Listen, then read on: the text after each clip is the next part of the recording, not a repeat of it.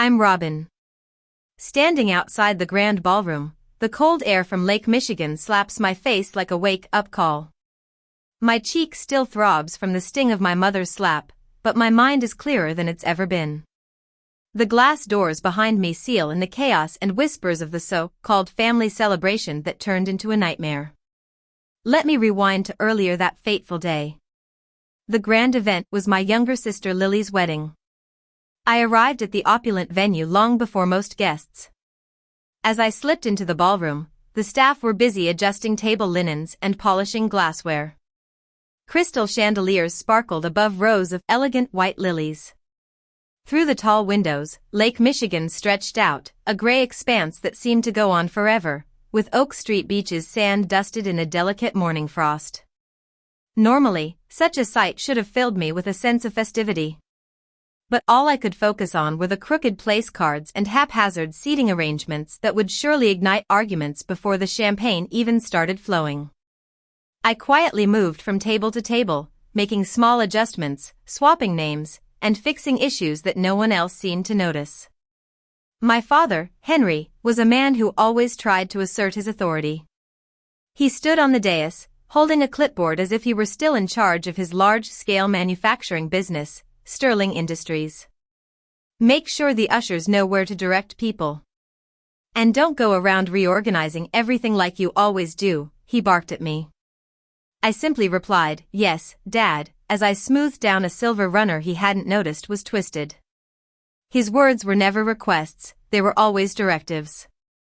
My mother, Victoria, appeared at my side, her gaze scrutinizing me like a strict inspector. That black dress, she murmured. It's so severe. You look like you're going to a business meeting, not your sister's wedding. I pressed my palm over the silk, appreciating its elegant yet practical cut. Good morning to you too, Mom, I said. But she just ignored me and turned to point out how radiant Lily looked in her wedding gown, making me feel like a shadow in comparison. By 9 o'clock, a group of relatives had gathered near the entrance. My cousin, Jake, with that annoying smirk on his face, started telling everyone within earshot that my little cabin up north must be a cozy place. Everyone laughed, not realizing that it was a beautiful lakeside mansion in Lake Geneva that I had bought with over a decade of hard work. They never cared to ask about my endeavors or how I had managed to achieve that. Last month, I had even transferred $50,000 to cover the cost of the band and the extra flowers for Lily's big day. But no one ever mentioned my contribution. It was as if my generosity was just an expected obligation. As I was putting the last glass in place and the ballroom was finally ready for photographs, my aunt called me to the head table, claiming it was to double-check the final details. I knew it was just a guise. I walked slowly towards her, mentally bracing myself for another reminder of how little I truly mattered in this family. Growing up, the pattern was always the same. Lily was the golden child, praised for her sweetness, charm, and so-called grace. I, on the other hand, was the difficult one. I was the daughter who asked too many questions, preferred books over social events, and turned down suitors because I aimed for more than just small-town approval. They said I was too independent, as if ambition was a disease that needed to be cured. As adults, this pattern had only become more deeply ingrained. Lily would glide through rooms, collecting compliments left and right, while I would receive polite nods that quickly turned into whispered critiques. Behind the scenes, though, I could see the cracks in their perfect facade. My mother's obsession with appearances had become more intense as their finances started to crumble. Her retirement accounts had dwindled after years of overspending on charity galas and country club memberships.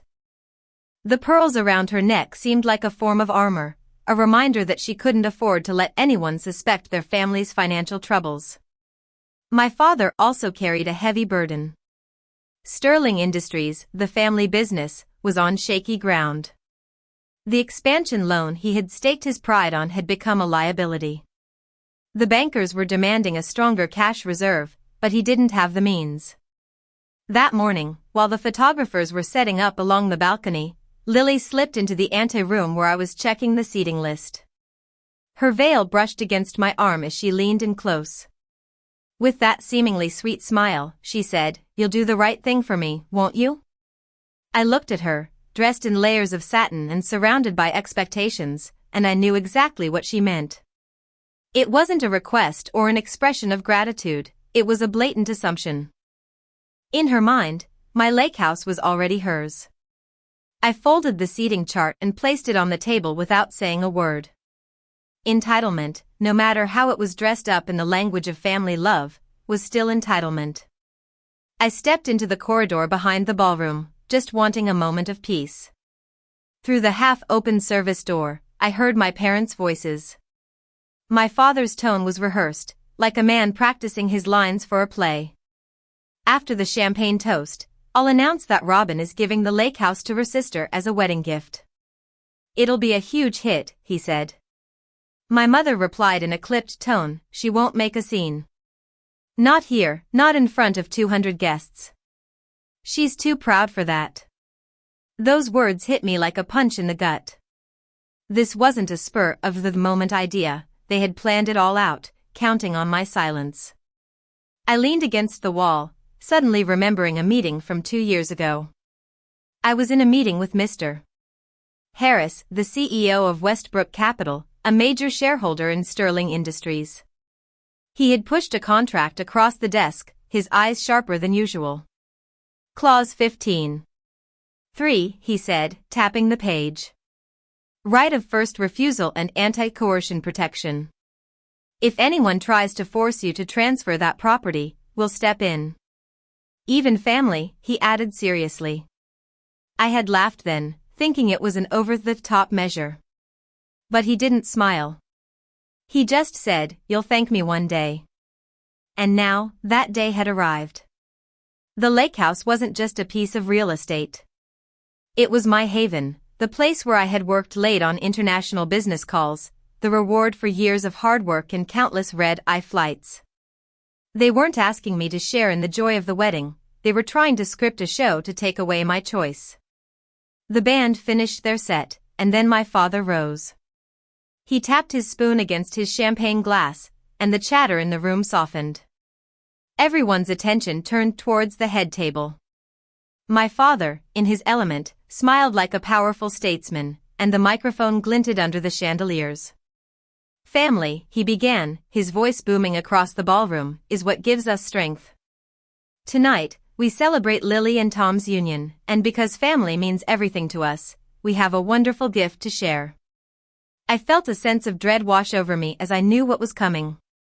"Robin," he said, sweeping his arm towards me as if I was in on the plan, "has graciously agreed to give her sister the Lake Geneva house as a wedding present." The room erupted in applause, gasps, and murmurs of admiration. Lily pressed her hands to her chest, her eyes shimmering with rehearsed tears. "Oh my God, Robin," she whispered into the microphone, her voice amplified. "Are you serious?" All eyes were on me, waiting for my nod, my smile, to confirm this so-called fairy tale. I calmly set my glass on the table and slowly stood up. "That," I said, my voice strong and clear without the need for amplification, "is not true. The lake house is not available." The applause suddenly stopped, replaced by whispers that slid from table to table. "She's selfish, cold. Imagine ruining her sister's wedding," they murmured. The judgment settled on me like a heavy cloud. Across the room, Jake raised his phone higher, and the red light of a live stream started blinking, recording every moment. My father's face stiffened, but he forced a chuckle into the mic. "Don't be difficult, sweetheart. This is about family. Of course, you want to make your sister happy," he pleaded. I kept my voice steady, using the same calm tone I used in boardrooms when rejecting a bad deal. "Her happiness doesn't require my home." Lily's lips trembled, and her carefully constructed tears started to fall. "I thought you wanted the best for me," she sobbed. I looked her in the eye, unwavering. "I do, but I won't give away what's mine." The ballroom became tense. The band stood still, and the food on the silver trays started to cool. The only sounds were the relentless clicking of the photographer's cameras and the sound of my mother's heels as she rose from her chair. She walked towards me, her eyes narrowed and her hands clenched. "Ungrateful," she hissed, her voice carried by the microphone she still held. "After everything we've done for you, after all our sacrifices, you dare to humiliate us?" I stood firm, my hands at my sides and my breathing slow. I had faced tough negotiations in boardrooms where millions were at stake, and this was no different. Before I could even respond, her hand shot up. The sound of the slap echoed through the ballroom, louder than the music and the clinking of glasses. My head snapped to the side, and a wave of heat flooded my cheek. A stunned silence fell over the room. My diamond earring, the one I had bought for myself after closing a major business deal, flew across the marble floor and landed about 10 feet away, glinting under the chandelier like an icy shard. Gasps rippled through the crowd. The band stopped playing mid-chord, and a child at the back of the hall started to whimper. The cameras clicked in a frenzy, trying to capture every frame. The red dot of the live stream kept blinking, broadcasting this family disaster to whoever was watching. My mother froze, her arms still half lifted, her chest rising and falling rapidly. The faces around her showed a mix of shock, pity, and even a little bit of admiration for the spectacle. My father half rose from his chair but then sat back down, seemingly pinned by the weight of 200 pairs of eyes. I slowly straightened up, smoothed my dress, and walked towards the earring without a word. I bent down and picked it up with calm determination, sliding it back into place and adjusting the clasp. The room was so quiet that it felt like everyone had stopped breathing. I lifted my chin, looked across the room at Lily's wide eyes, and said clearly, "Congratulations, Lily." With that, I collected my clutch from my chair and walked through the heavy doors at the edge of the ballroom. Once outside, the cold air hit me like a wall. The wind from Lake Michigan cut sharply, but it cleared my head. I took out my phone and dialed Mr. Harris. He answered before the second ring. "Jessica?" he said, confusing me with someone else. "It's Robin," I corrected him, my voice steady. "Green light on clause 15. 3. There was a brief moment of silence, then the sound of papers rustling. "Understood. I'm in Chicago, just 2 blocks from Willis Tower. My legal team is with me. We'll be ready in less than an hour." "Make it sooner," I said as I started walking towards my car. I ignored the valet and got into my car on my own. The drive towards Lake Geneva was a strange mix of feeling both endless and immediate. Each traffic light felt like a ticking clock, marking the seconds until the situation would turn around. My phone kept buzzing with notifications from the live stream and messages from colleagues who had seen what had happened, but I ignored them all. At the tollway, I called the security office at the lake house. "New access list," I said. "Effective immediately, no one enters without my explicit permission, especially family." The calm, professional response I received was exactly what I needed. As I drove, I knew that the game had changed. They thought they had set the perfect trap to humiliate me, but instead, they had handed me all the evidence I needed. By the time I reached the state line, my phone buzzed again. It was a text from Mr. Harris, in the ballroom, standing by. Back in Chicago, the reception had turned into a complete spectacle. Guests were standing around in small, uneasy groups, and the whispers were louder than the band had ever been. My mother was pacing like a caged animal, my father kept checking his phone, and Lily was clinging to Tom's arm, shedding tears for maximum sympathy. Then, the doors opened, and Mr. Harris walked in. He was dressed in a tailored charcoal suit, his expression as cool as steel. 2 attorneys flanked him, carrying leather briefcases. Conversations stopped mid-sentence, and the room seemed to tilt towards him. He didn't bother to take the microphone. He simply spoke, his voice filled with unshakable authority. "My name is Harris. I'm the CEO of Westbrook Capital and a 40% shareholder of Sterling Industries." There were gasps around the room, and my father's face turned pale. "I've reviewed the live stream from tonight," he continued, holding up a phone that one of the attorneys had prepared. I saw a public attempt to coerce an executive into giving up corporate-related property. I also saw an assault that was broadcast to thousands. Both are completely unacceptable. He placed the phone on the head table, its red light still blinking. For clarity, the Lake Geneva house is part of Robin's compensation package. It is legally protected under Clause 15.3 of her contract. Any attempt to pressure her into surrendering it is null and void and can be legally challenged. The attorneys opened their briefcases and spread out documents on the table, which was stained with spilled champagne. Mr. Harris then looked directly at my parents. You have 48 hours to issue a public apology to Robin, acknowledging her property rights and professional achievements. If you fail to do so, I will exercise my rights as a shareholder to call an emergency board meeting. I'm sure your creditors won't be happy to hear about this. My mother let out a shrill scream of disbelief, and my father slumped in his chair, sweat glistening on his temples. Lily's perfect facade started to crack, and her smile turned into a look of raw anger. By morning, the live stream had spread far beyond the wedding guests and curious relatives. Vendors in the area were forwarding clips to each other, shaking their heads at the drama.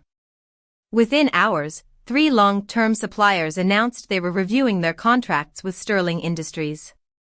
At noon, the first major blow hit. Miller Logistics, a company that brought in $3 million annually to Sterling Industries, canceled their contract renewal. The email was leaked and circulated widely, proving that the fallout was real. My father's calls to the board went unanswered.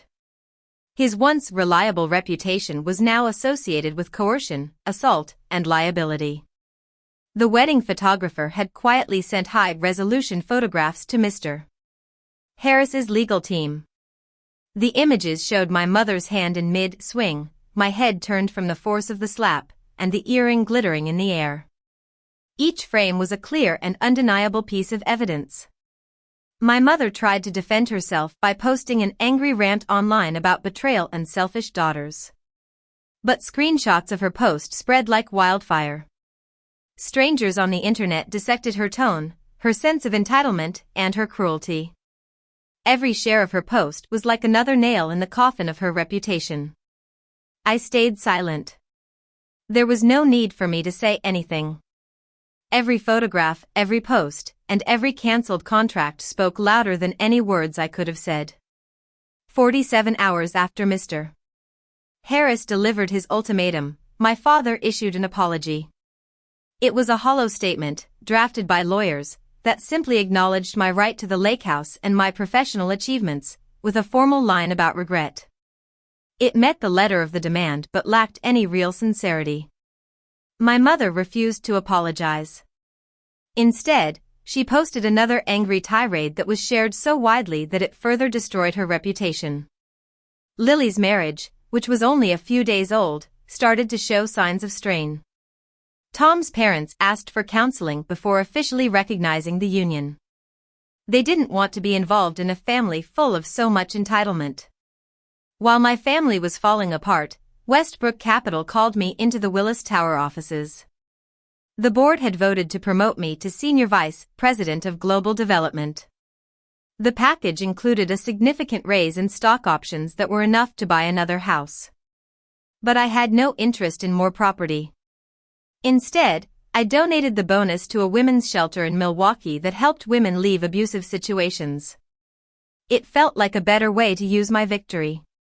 Back at Lake Geneva, as the season slowly changed to spring, I would walk along the shore path most mornings.